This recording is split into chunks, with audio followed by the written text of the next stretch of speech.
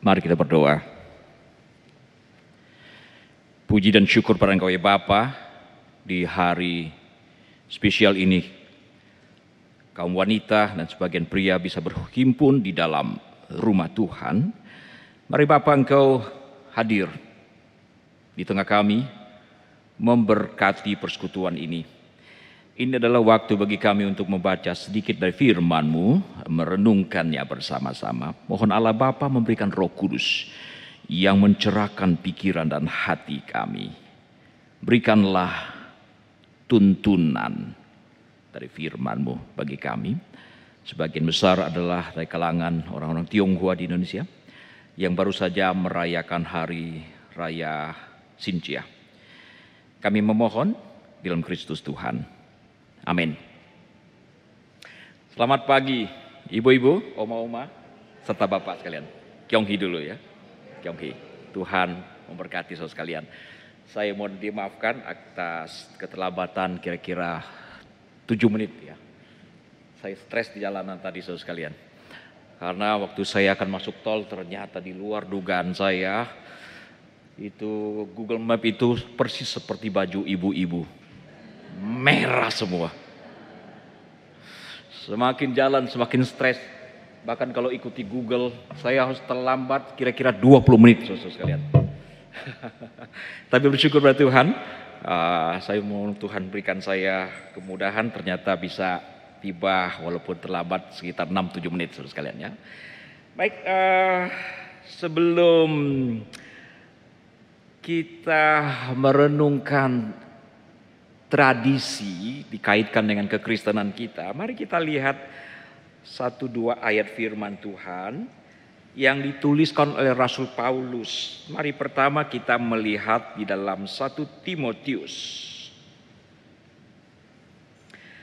1 Timotius pasal yang keempat. Saya akan membacakan sepenggal saja ayat 6.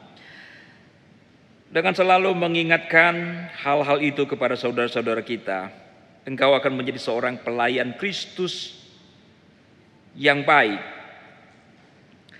terdiri dalam soal-soal iman, soal pokok iman kita, dan dalam ajaran sehat yang telah kau ikuti selama ini. Tetapi jauhilah tahayul dan dongeng nenek moyang, nenek-nenek tua.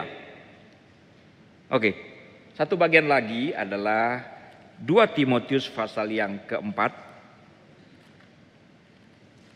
2 Timotius pasal keempat, ayat yang keempat. Harusnya kita membaca satu perikop, tapi saya akan potong kompas. Nah, Paulus berbicara tentang kondisi umat manusia di satu masa. Ayat keempat, dikatakan mereka memalingkan telinganya dari kebenaran dan membukanya bagi dongeng. Ini adalah sesuatu yang akan terjadi menurut versi Paulus ketika menulis surat ini. Dan ini yang sesuatu yang tidak boleh terjadi kepada orang-orang Kristiani. Nah, saudara sekalian, ada gereja yang saya dengar gereja yang melarang mengadakan perayaan Xinjia. Dan ada ekstrim lagi, baru-baru ini ada seseorang mengirimin saya, ada sebuah gereja, saya tidak tahu gereja apa itu, bahkan memasukkan barongsai dalam gerejanya. Jadi 2 kutub yang terbalik. Satu gereja melarang ada perayaan, satu jor-joran. Saya tidak tahu apakah setelah ini ada liong sini ya. Saya rasa tidak sekalian ya. Nah, 2 kutub seperti itu. Nah, bagaimana kita menyikapi saudara sekalian? Sebelum memikirkan firman Tuhan, ada baiknya kita mengetahui sedikit tentang latar belakang Xinjia itu sendiri. Saya kira AI senior-senior jauh lebih tahu daripada saya.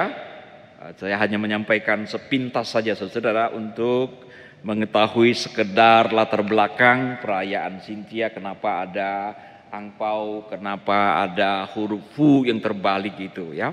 Nah saudara, rupanya tradisi ini, perayaan ini, kalau menurut kalender orang-orang Tionghoa itu adalah perayaan musim semi.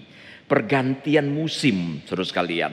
Tapi di balik itu ada legenda, ada mitos di belakangnya, yaitu pada waktu itu katanya sekian ribu tahun yang lampau di negeri leluhur kita, di Tiongkok itu ada monster namanya Nian. Saya orang Kek menyebutnya Nian. Itulah monster yang menakutkan, yang tinggalnya di dasar laut. Masih ingat ya cerita itu ya? Setiap tahun dia akan keluar, kemudian memakan ternak, memporak-porandakan rumah-rumah masyarakat, bahkan orang pun dimakan. Nah karena itu orang-orang Tionghoa pada waktu itu konon katanya sudah tahu setiap perubahan musim itu akan ada monster yang muncul. Maka mereka yang bermukim di daerah itu akan mengasingkan diri, melarikan diri ke pegunungan. Nah satu saat saudara sekalian, muncullah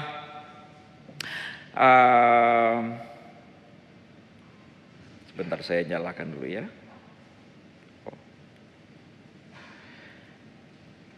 Nah satu saat dikatakan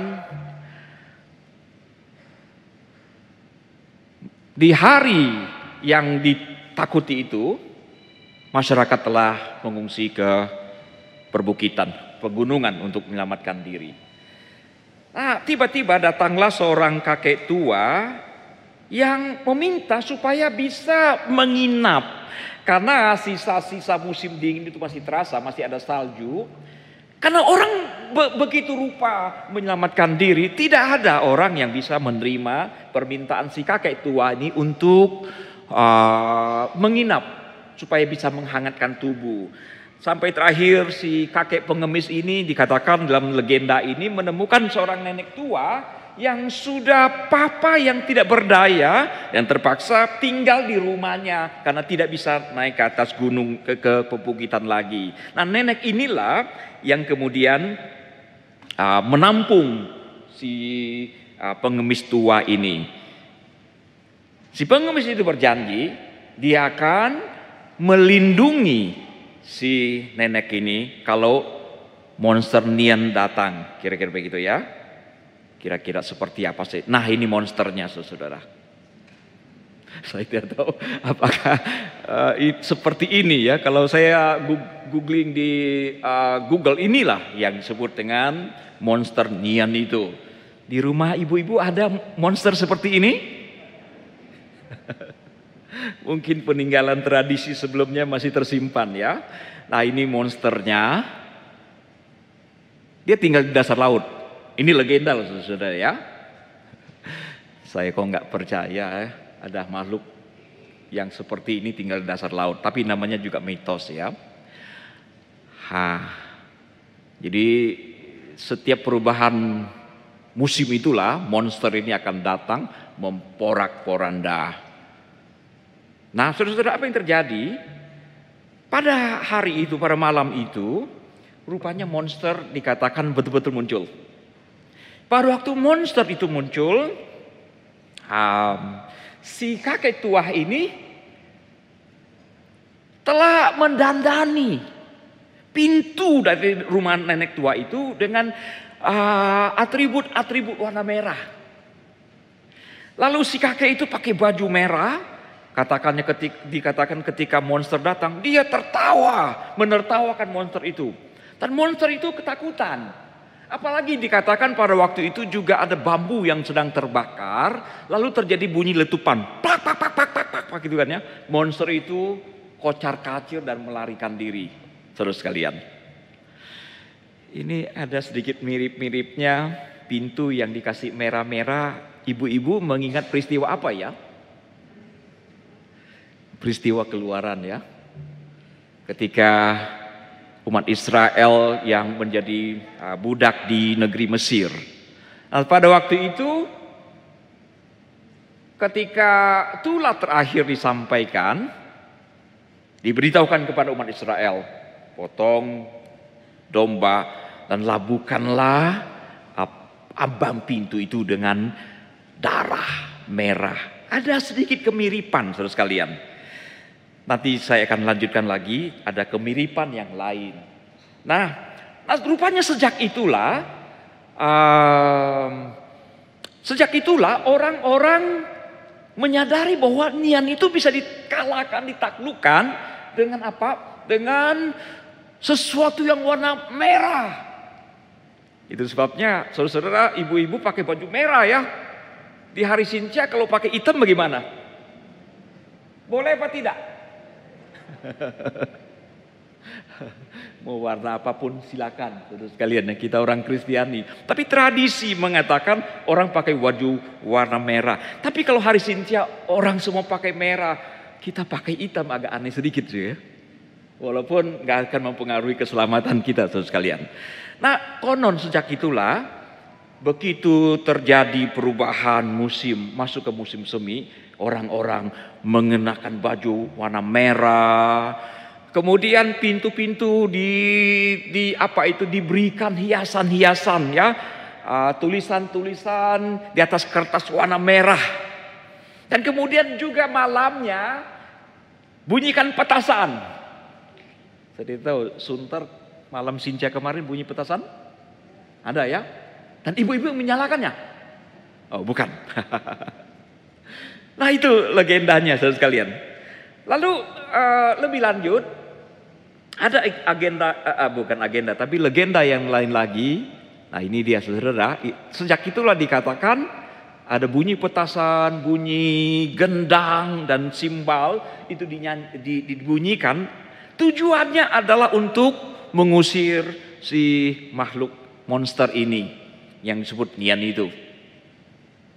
Dibunyikan supaya dia kabur, lewat gitu kan ya, pasca maksudnya begitu. Nah yang satu lagi itu berkaitan dengan angpau. Angpau apa itu? Tradisinya ada beberapa tradisi. Salah satu diantaranya dikatakan ada juga makhluk lain, iblis namanya Sui. Nah pada hari pergantian musim itu, iblis Sui ini juga akan muncul. Dan secara khusus dikatakan iblis ini akan sengaja mencari anak-anak, bocah-bocah. Dan kalau malam itu kepala si bocah katanya dipegang oleh iblis itu, maka anak ini akan sakit, terganggu, dan bisa berakibat fatal.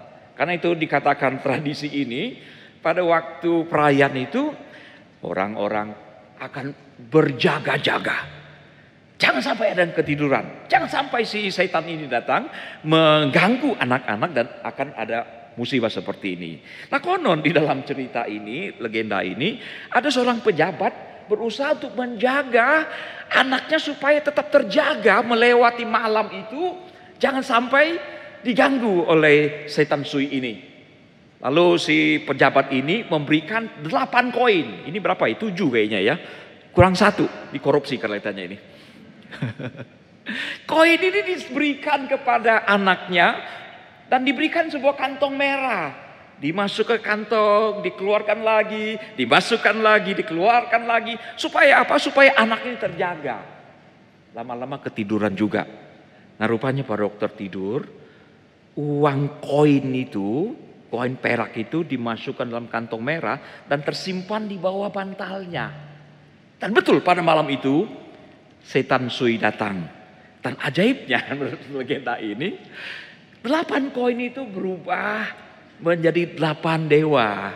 Siapa di antara saudara yang berlatar belakang Konghucu, Taoisme akan mengerti ini ada 8 dewa. Di rumah masih ada 8 dewa? Jadi koin itu berubah menjadi 8 dewa. Nah 8 dewa ini yang kemudian dikatakan mengalahkan setan Sui itu. Nah sejak itulah di dalam tradisi perayaan Sintia dibagikan angpau buat anak-anak. Tujuannya apa? Supaya angpau itu basicnya aslinya itu 8 koin perak saudara untuk mengusir setan rupanya ya. Oke, ibu-ibu kasih angpau, ada pikiran seperti itu enggak? Enggak ya? Nah, ini apa ini? Orang Tionghoa sangat suka ini. Huruf ini sangat-sangat disukai. Berkat, Fu. Setiap orang ingin diberkati. Karena itu dalam tradisi perayaan Tionghoa, perayaan Imlek, huruf ini muncul, saudara. Di rumah ada ya? Di angpau ada, di kue dodol, kue keranjang juga ditempel, di buah jeruk juga ditempel, dan banyak yang menyukai huruf ini. Nah, rupanya di satu saat, saudara, di sebuah kekaisaran juga di Tiongkok, kaisar memerintahkan semua orang menempel huruf ini di depan rumah, semua ditempel. Zaman dulu kan ada orang buta huruf kan ya. Rupanya ada orang salah tempel, saudara. Salah tempel, seperti apa?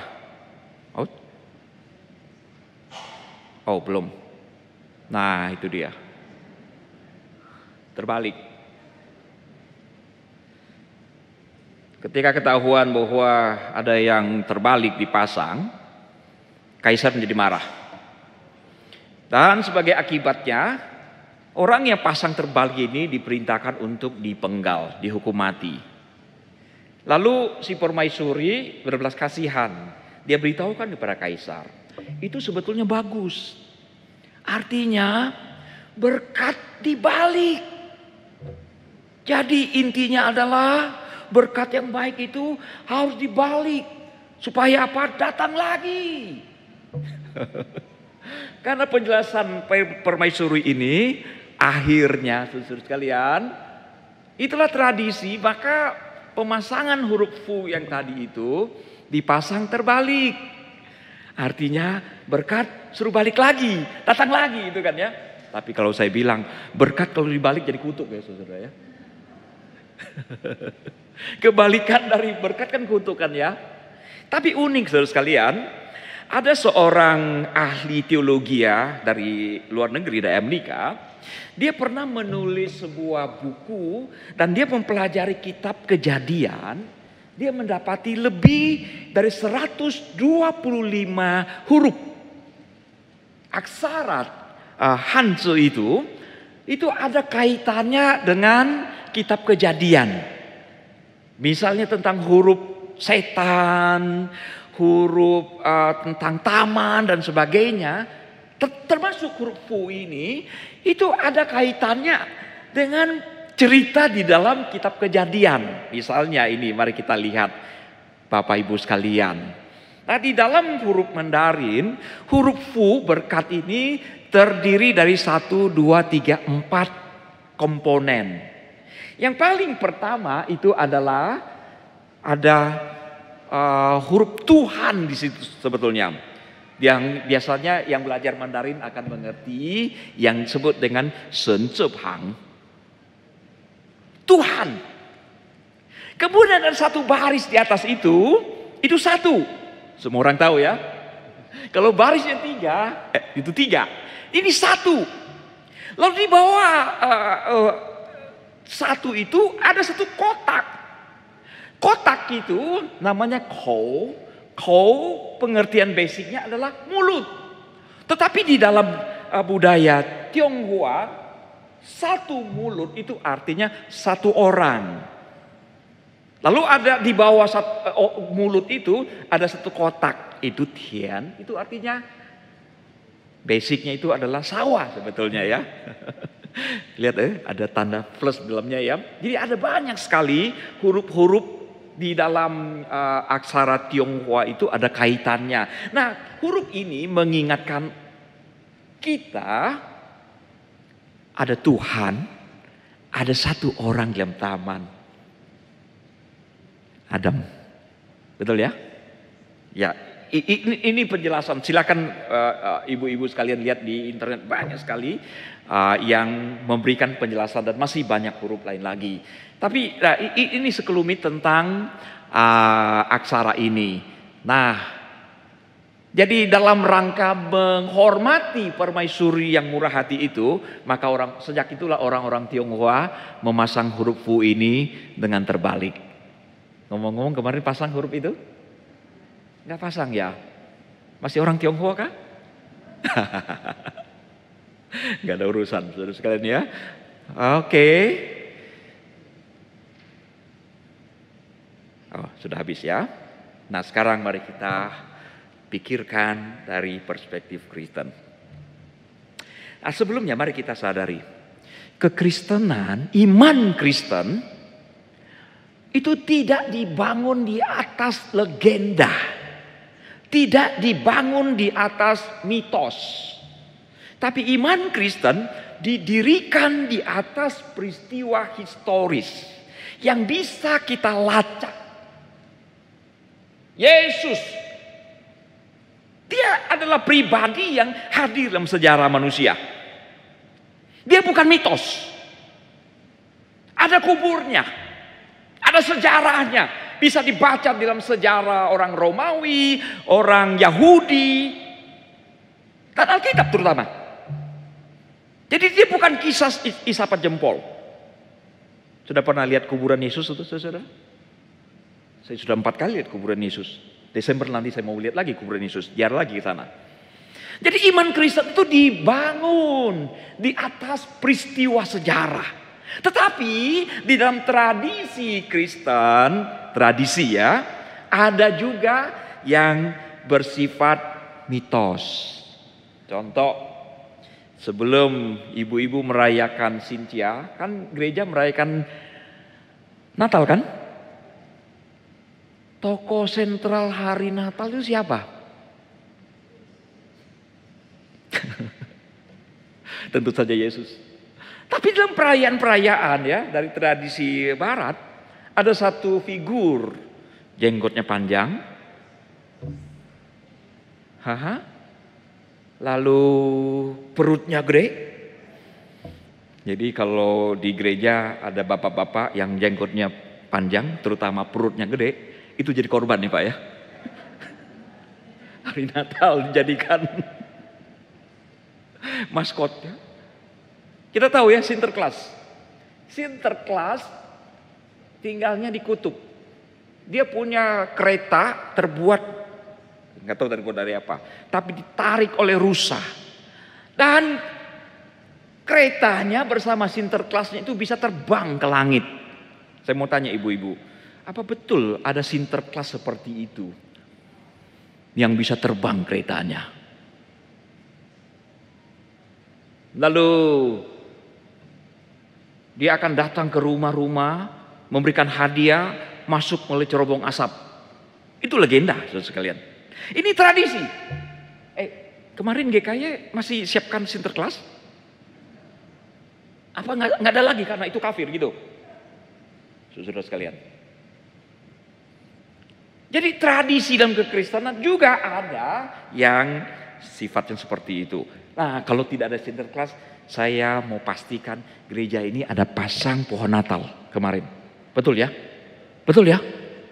Itu bukan asli Kristen ibu-ibu.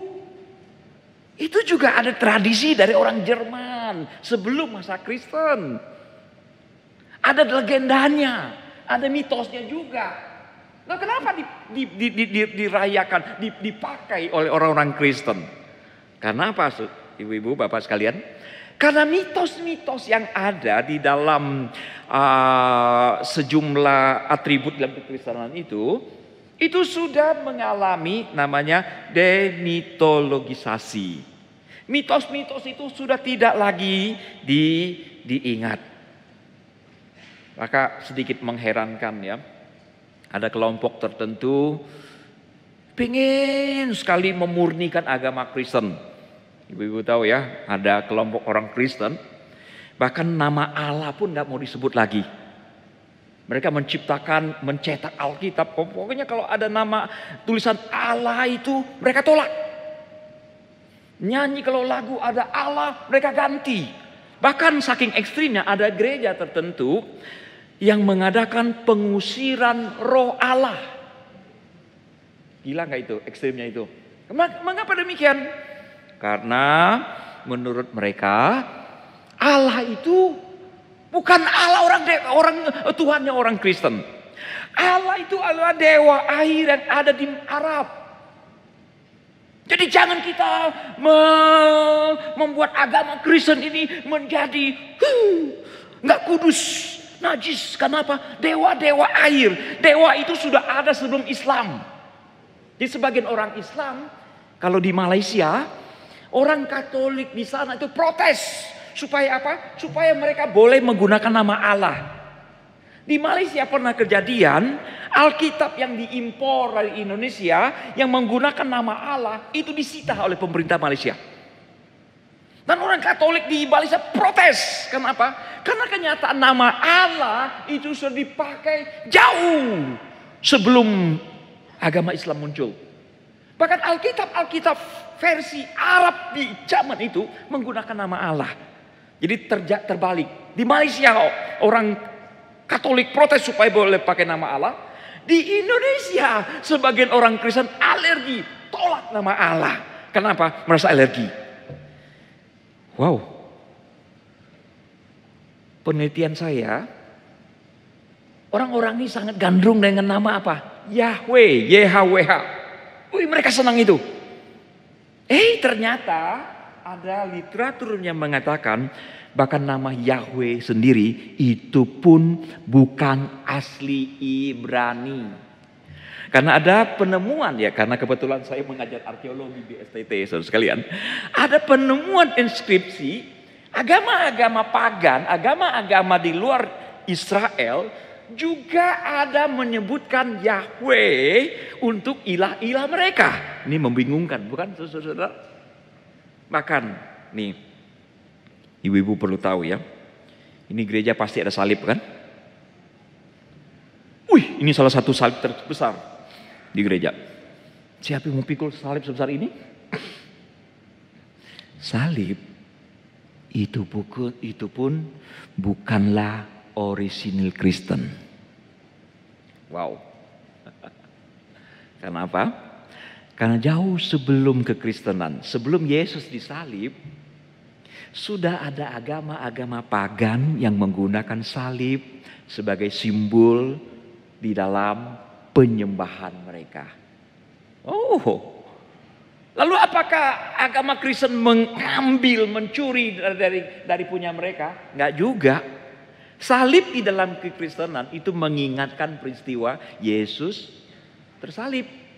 Ya, saya yakin itu enggak ada jin setannya ya Pak ya. Jangan khawatir itu, nggak akan ada. Ya, jadi intinya yang saya mau katakan di dalam bagian ini adalah kalau ada orang menolak nama Allah karena merasa alergi, semestinya mereka juga tolak salib kan? Karena ternyata salib juga bukan orisinil. Nggak perlu se-ekstrim itu. Yang penting adalah segala kebudayaan yang sejalan, yang paralel dengan iman Kristiani kita, welcome. Welcome. Tapi ya kalau sesuatu yang bertolak belakang, kita mengambil sikap Yesus. Pada waktu murid-murid Yesus mengambil gandum di ladang orang, nah, tradisi mereka mengizinkan, saudara. Di dalam tradisi orang Ibrani ada satu cara pemeliharaan Tuhan bagi orang miskin dan orang asing, yaitu ketika mereka sedang dalam perjalanan dan merasa lapar, mereka boleh mengambil gandum. Syaratnya adalah tidak boleh disabit, tidak boleh dimasukkan dalam kantong dan bawa pergi, tidak boleh, itu pencurian. Yang mereka boleh lakukan adalah mengambil, lalu dengan tangan kosong makan sebanyak-banyaknya, nggak boleh bawa pergi. Itu tradisi mereka. Nah rupanya pada waktu itu murid-murid mengambil gandum lalu memakannya tanpa membasuh tangan. Dan itu diprotes habis oleh ahli Taurat, orang Farisi. Karena apa? Karena mereka menganggap murid-murid Yesus mencidrai, menista tradisi mereka. Dan Yesus tolak itu, saudara sekalian. Karena apa? Karena tradisi itu, kebiasaan itu yang seturun-temurun sekian lama, Yesus nilai itu tidak sejalan dengan kebenaran. Nah, kembali ke tradisi sebagai orang Tionghoa. Ada tradisi yang perlu kita hindari, tapi ada hal yang oke-oke saja sih. Sejauh kita tidak lagi mengikuti berbagai hal di dalam tradisi-tradisi perayaan, sebetulnya ada begitu banyak ritual, ada banyak pantangan-pantangan. Misalnya hari pertama sampai hari ketiga tidak boleh sapu rumah. Kenapa? Kalau ada sampai ekstrim, itu orang yang percaya tradisi ini sampai itu dibawa ke belakang. Gak boleh buang, itu berkat katanya, buang berkat katanya. Wow, ibu-ibu kemarin sapu rumah apa enggak? Kalau tidak berani sapu rumah, bertobatlah. Gak ada urusan itu. Saya dari kecil menantang ini. Mama saya pasti berkata, jangan sapu, saya sengaja sapu. Saya sengaja sapu. Dalam tradisi misalnya, katanya tiap tahun itu ada ikan ya. Ada, kalau di Jawa ini orang Tionghoa senangnya ikan bandeng ya. Itu ada maknanya itu. Setiap tahun ada sisa. Dan katanya kalau di hari Sincia makan ikan nggak boleh dibalik. Kemarin makan ikan nggak? Ikan jadi balik apa enggak? Balik aja. Balik aja. Bahkan saya ingat tetangga saya ya, berapa tahun yang lalu, dia baru renovasi rumah. Baru waktu selesai dia renovasi rumah, dia bukan Kristen sih ya. Dia membuka pintunya semalam suntuk. Semalam suntuk. Dia mulai menyalakan, membakar hiu dan sebagainya. Ya tentu saja saya tidak menghina dia, itu kepercayaan dia kan ya. Kita hargai kepercayaan dia. Semalam suntuk pintu terbuka. Di Jakarta semalam suntuk pintu terbuka. Nomor satu, nyamuk masuk. Kedua, kemungkinan maling masuk. Kita tidak. Ngomong-ngomong ada yang buka pintu gak kemarin itu? Saya tahu pada tutup pintu bukan? Supaya pendeta gak datang kan? Gak ada urusan ya, bercanda itu. Nah, jadi jangan lagi kita mengikuti tradisi-tradisi yang berlawanan dengan kebenaran, yang irasional, yang tidak masuk akal, yang sifatnya mistik. Tahu tidak, budaya orang timur umumnya termasuk Tionghoa dan budaya orang sebelah barat itu berbeda langit dan bumi. Budaya orang barat itu cenderung membebaskan. Tapi budaya timur itu cenderung menakut-nakuti. Semuanya serba ditakut-takuti kan ya. Nggak boleh begini, nggak boleh begitu, mesti begini, mesti begitu, awas lo, ini dan sebagainya. Penuh dengan ketakutan-ketakutan. Nah, orang Kristen di dalam Galatia 1:5 dikatakan Kristus memerdekakan kita, termasuk memerdekakan kita dari rasa takut, ajaran-ajaran ya. Waktu masih kecil saudara di kampung, saya kan tinggal di pinggiran Pontianak, itu banyak banget tahayul. Betul nggak orang-orang Singkawang? Saya lagi Singkawang dan orang Pontianak, Tionghoa itu banyak banget tahayulnya, betul ya? Memang orang Singkawang. Pontianak juga ya, Ciunang ya. Waktu saya kecil mereka bilang kalau lihat pelangi jangan ditunjuk, nanti jarinya bisa buntung. Entah roh mana yang memberikan keberanian. Dari kecil ya saya nantang habis itu ya. Nih saya buktikan, saya tunjuk loh. Sampai hari ini jari saya utuh saudara. Dan memang begitu banyak tradisi, tahayul-tahayul penuh dengan mistik. Angka 13 berani apa takut? Halo? Ibu-ibu takut nggak angka 13? Enggak ya? Kalau nggak takut 13, saya rasa takut 14 kan? Hai, kita harus memerdekakan diri kita dari tahayul-tahayul. Dongeng nenek moyang, kata Paulus kepada Timotius. Dan memang orang akan membuka diri untuk hal seperti itu. Jangan lagi kita ditakut-takuti dengan hal begini. Tahayul-tahayul. Saya juga menemukan ada jemaat saya orang Jawa. Pada waktu istrinya melahirkan, katanya ari-arinya dibawa pulang, lalu dikubur. Lalu di depan rumah itu tempat dikubur itu nyalakan lampu. Ada orang Jawa sini? Ada orang Jawa? Nggak ada ya? Oh ada. Ibu lakukan itu, Bu? Enggak ya? Dan tradisi di tempat saya orang Tionghoa, kalau ada yang melahirkan itu di ranjang itu mesti taruh gunting gitu ya. Wow.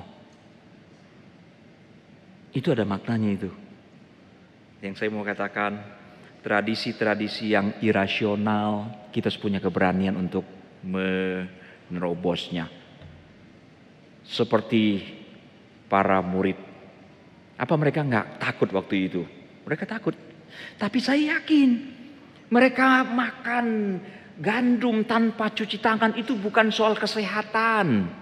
Itu soal tradisi. Bahkan sudah dijadikan ritual di kalangan orang Yahudi. Dan mereka mungkin merasa ngeri-ngeri sedap melakukannya. Tapi atas seizin Yesus mereka tinggalkan itu.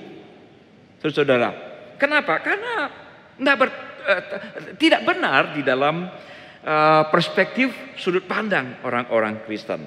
Tapi kalau sekedar kumpul-kumpul, makan malam, lalu kumpul keluarga, bagi angpau tanpa ada pikiran ini angpau akan muncul 8 dewa, pakai baju warna merah, lalu nyalakan petasan tanpa ada pikiran nanti Nian akan muncul dari mana, dari pantai Ancol gitu. Bagi saya baik aja sih, nggak jadi masalah. Sejauh hal-hal yang irasional, yang sifatnya mistik itu kita tidak lagi utak-atik. Dan memang di kalangan orang Tionghoa ada banyak sekali mistik-mistik, tahayul-tahayul. Seingat saya berapa tahun yang lalu pada waktu Sintia juga ya, saya sempat ngomong juga di depan ibu-ibu. Saya pernah dapati ada jemaat saya meninggal. Saya datangnya bukan di hari pada waktu jenazah dimasukkan ke peti. Ini bapaknya sudah Kristiani, semua keturunannya Kristiani kecuali ada yang Katolik. Oh bisa-bisanya ya. Itu bapaknya, mamanya udah meninggal itu, ditaruh mutiara di mulut 1, di hidung 2 biji, di mata 2 biji, di kuping 2 biji. Saya tanya buat apa ini? Katanya tradisi orang Tionghoa, supaya yang meninggal itu jalannya terang. Well, supaya terang katanya ya. Saya bilang pada mereka, kalau orang meninggal dikasih mutiara ke mulutnya, ke matanya, dan dia bisa pergi sampai ke surga dengan terang itu, Yesus tidak perlu datang ke dalam dunia dan mati salib. Udah bekalin mutiara aja kan. Tuhan kirim mutiara banyak-banyak dari surga. Oke, tiap orang dibagi berapa mutiara. Kalau mati tinggal pasang, tinggal masuk ke surga. Gampang kan? Nggak perlu ada pengorbanan Kristus. Nggak mungkin itu bisa, saudara sekalian. Jadi orang Kristen, kita nggak percaya tahayul-tahayul seperti itu. Kita tolak, saudara sekalian. Tapi saya tahu, saudara sekalian, ada orang Kristiani yang baru. Dia belum terlalu mengerti. Nah, sebagai orang Kristen, kadang-kadang kita harus sedikit toleransi. Maksud saya begini. Ada orang datang pada saya misalnya ya. Dia bilang, Pak saya mau jadi Kristen. Tapi saya masih terikat dengan begitu banyak budaya, tradisi dalam rumah tangga kami. peninggalan nenek moyang, papa, mama, mertua dan sebagainya. Saya mau jadi Kristen, tapi setiap hari saya disuruh pegang hiu dan sebagainya. Bagaimana baiknya, Pak? Saya akan menjawab seperti ini. Terserah kalau hamba Tuhan yang lain mungkin punya jawaban berbeda. Saya akan bilang begini, oh kondisimu seperti ini ya. Kamu percaya pada Yesus, beriman dengan sungguh-sungguh, bahwa kamu melakukan ritual itu, kamu jalani saja. Jalani saja. Kenapa? Prinsip saya begini, ibu-ibu sekalian. Seorang anak yang baru saja masuk ke playgroup, boleh tidak, ini kita bicara anak-anak normal ya, boleh tidak kita memberikan bahan kuliah S3? Ataupun SMA, SMP, pelajaran SMP buat anak playgroup. Cocok atau tidak? Gak cocok bagi dia. Gak cocok. Maka kita berikan pelajaran sesuai dengan tingkat dia. Dia masih di playgroup ya, kita berikan pelajaran playgroup. Silakan. Tapi kamu harus setia. Ikut Tuhan di gereja, dididik. Nanti kalau kamu bertumbuh, kamu akan dengan sendirinya paham dan berani membayar harga, memikul salib, meninggalkan hal-hal seperti itu. Saya menjawab demikian. Tapi kadang-kadang juga bisa disalah mengerti orang. Ada orang ya sekian lama, saudara, tradisi-tradisi yang bertolak belakang dengan kebenaran, mari kita beranikan diri, membebaskan diri kita karena Kristus membebaskan. Nah, orang ini bisa berkata begini, ini pelin-pelan ya. Dulu katanya boleh, sekarang kok nggak boleh. Nah, itu bisa terjadi seperti ini. Dengan kata lain yang saya mau katakan, seandainya di dalam ruangan ini ada 1-2 ibu-ibu yang baru saja mau kenal Kristus, bahkan baru saja beriman pada Kristus, masih terikat dengan begitu banyak, masih banyak kekhawatiran dan ketakutan. Lakukanlah kalau versi saya ya. Tapi ibu-ibu harus terus bertumbuh. Sampai satu saat paham. Ya syukur-syukur dikasih umur panjang ya. Sehingga bisa bertumbuh. Tapi masalahnya adalah, kesulitannya adalah sebagian orang Kristen tidak bertumbuh. Tidak bertumbuh. Dia mendengarkan firman dan tidak bertumbuh. Masih penuh dengan ketakutan. Masih tidak mengikuti apa yang Tuhan ajarkan. Nah, ini yang kita sayangkan. Karena itu saudara sekalian, buat saudara yang merayakan Cynthia, rayakanlah dengan penuh dengan sukacita. Tinggalkan tahayul-tahayul, dongeng-dongeng nenek-nenek moyang. Sekali lagi, kalau yang mau pasang huruf, silakan pasang saja ya. Saran saya jangan dibuat terbalik deh. Takutnya kalau berkat terbalik jadi kutuk, bukan? Kalau ada ikan di hari Cynthia, makanlah. Tulangnya saja jangan dimakan. Mau dibolak-balik, cium-cium aja ke mulut ikan, silakan. Jangan percaya tahayul-tahayul. Kalau nggak ada ikan, jangan merasa, aduh, kita melanggar tradisi. Enggak. Ada ikan, makanlah. Nggak ada ikan, oke saja. Oke, ada kue keranjang, makanlah. Nggak ada, nggak apa-apa. Bagaimana harus pakai baju merah kah? Kalau ada baju merah, pakai aja. Kalau nggak ada merah, hijau juga boleh. Silakan. Semoga Tuhan menolong, memberkati kita sekalian. Mari kita bersyukur. Terima kasih Bapak untuk peringatan Paulus yang ditulis kepada Timotius. Mengingatkan ada tahayul-tahayul, dongeng-dongeng dari nenek-nenek. Yang sebagai orang Kristiani kami tidak lagi berada di dalamnya. Tapi kami sebagai orang yang lahir dalam sebuah budaya yang telah berumur ribuan tahun, masih ada budaya-budaya yang tradisi-tradisi yang masih melekat dalam diri kami. Sebagian orang Kristen masih takut belum dimerdekakan. Karena itu kami mohon Tuhan memberikan pemahaman, kesadaran yang baru sehingga kami dimampukan untuk keluar dari tradisi tahayul-tahayul yang menciderai iman kepercayaan kami. Terima kasih Bapa. Dalam Kristus kami naikkan permohonan kami. Amin. Tuhan berkati saudara sekalian.